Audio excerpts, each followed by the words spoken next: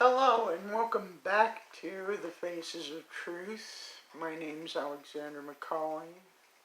I will be, this week we'll be exploring the George Floyd incident and how it connects with the COVID-19 hostage crisis.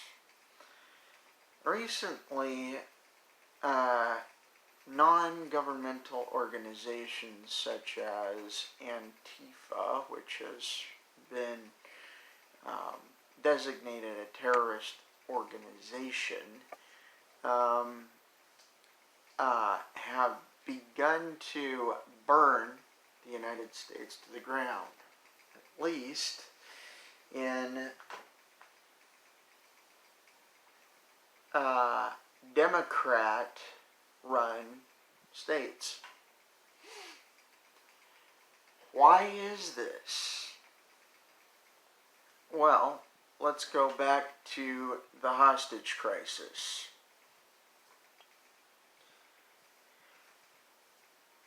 The virus got to the United States around August of last year, spread freely until about March, by which time we already had herd immunity.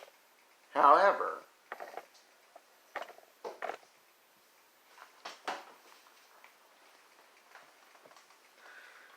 the Democrats demanded we locked, the Democrats first demanded that we keep our borders open, saying that if Donald Trump decided to do anything to close the borders, he was a xenophobe. Okay, so we get this huge amount of infection because they don't allow us, the Democrats don't allow us to shut down the borders. And then a few months later, in March, they demand we shut everything down. Start wearing masks. We don't touch each other. We stay 6 feet apart. Makes no sense because we've already mostly had it. Yeah, true. We don't realize it. We just think it's a more severe flu or pneumonia or some such thing. The answer to this is the Democrats wanted to shut all communication down between their competition, the conservatives. Now let's fast forward. Around May, everyone, including Democrats, start protesting the fact that they're being held hostage by the Democrat politicians. So everyone has, or all the governments have to start opening up. I even sent a message to Governor Parsons stating that he wasn't getting my vote when he came up for re-election because he was sustaining this hostage crisis. Okay, so during the hostage crisis, we find a total unification between the races, which Barack Hussein Obama was trying to destroy during his administration. Oops. The Democrats just shot themselves in the foot. Okay, so how do they salvage the divisiveness that they had worked so hard to generate between Caucasians and black people? they have to look for something traumatic enough that happens between blacks and whites to actually stimulate or manipulate the feelings of the black population into revolting against whites. Then we have two whites shoot a black man who is trespassing on a construction site. Didn't get enough of the the effect that they wanted. Started it, it didn't get it. So then we go to Minneapolis, Minnesota, where a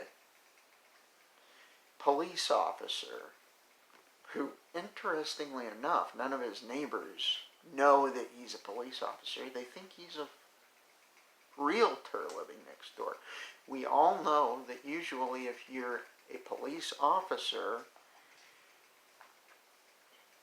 you have a cop car in the driveway, and everyone in your neighborhood knows that it is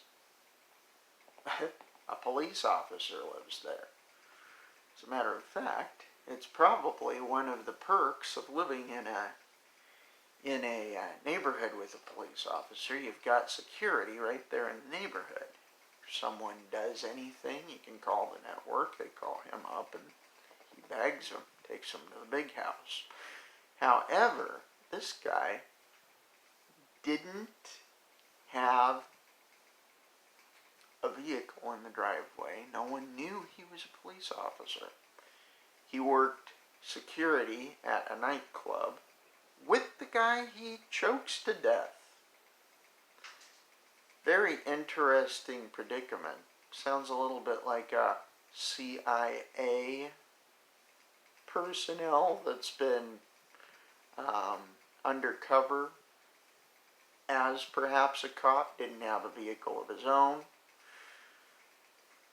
Anyway, later on, we find that he commits the crime against the guy he's been working with for a year. The guy he's been working with has been hopped up on fentanyl and methamphetamines when the crime is committed, which causes a heart attack or something that makes him appear to be dead. Now, he may have died. This is all still information that's up in the air. We know there's a corpse. We know there's a crime. We don't know how this links up. A lot of conspiracy theories are bound to crop up around this thing. But what we do know is that this tragedy, whether it was totally real, partially engineered, or totally hoaxed, has been used to play on the emotions of the black community.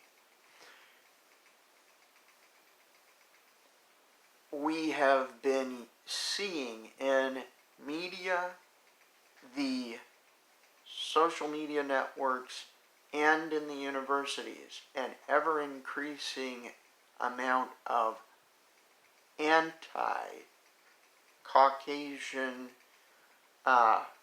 rhetoric that is totally unhealthy for the unification of the United States.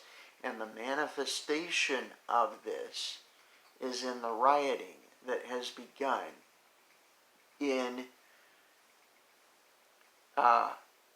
liberal or blue cities across the United States. The fact is, we can never reestablish a good government in a nation that is so divided that it believes that the good government was bad because of propaganda being perpetuated by mainstream media social media, and the colleges, we have seen a counter, an inverse racist movement building since the Obama administration. And we need, as Americans, black, white, Hispanic, Asian, to fight the assault on our getting together and getting the swamp drained. You and I are the people who can drain the swamp.